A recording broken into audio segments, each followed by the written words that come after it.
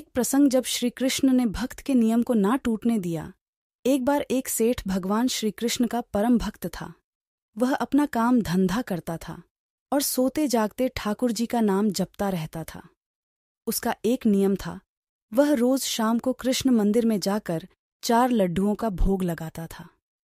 एक दिन उसे किसी काम से शहर से बाहर जाना पड़ा और वहां जोरदार बारिश होने लगी और वह वापस ना जा सकता था। वह ठाकुर जी को ही याद कर रहा था। कुछ समय परेशान रहा कि आज मेरा भोग लगाने का नियम टूट जाएगा। फिर उसने मन में कान्हा जी से कि मैंने अगर सच्ची भक्ति की है तो मेरा नियम ना टूटने देना, और वह कान्हा जी का नाम लेते लेते सो जाता है। अगले दिन वापस आकर मंदिर जाता है। दुकान से प्रसाद में 4 लड्डुओं को लेता है और दुकानदार को पैसे देता है। दुकानदार उस सेठ से कहता है, आपके कल के पैसे भी रहते हैं सेठ जी? यह सुनकर वह हैरान रह गया। उसने दुकानदार को बताया कि कल तो वह आया ही नहीं, तो कल कौन प्रसाद ले गया।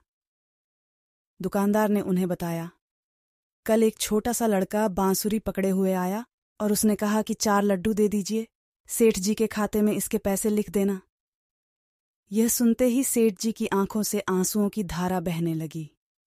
उसे याद आया कि उसने कल मन में कान्हा जी को याद किया था और कहा था कि ठाकुर जी, मैं तो नहीं आ सकता, पर आप तो किसी को भोग लेने भेज सकते हैं।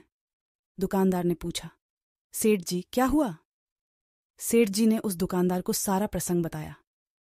तो दुकानदार सेठ जी के पैरों में गिर गया। आपकी सच्ची भक्ति के कारण मुझे ठाकुर जी के दर्शन हुए। ठाकुर जी ऐसे ही है, जो उनकी सच्ची भक्ति करता है उसके काम संवारने ठाकुर जी स्वयं आते हैं।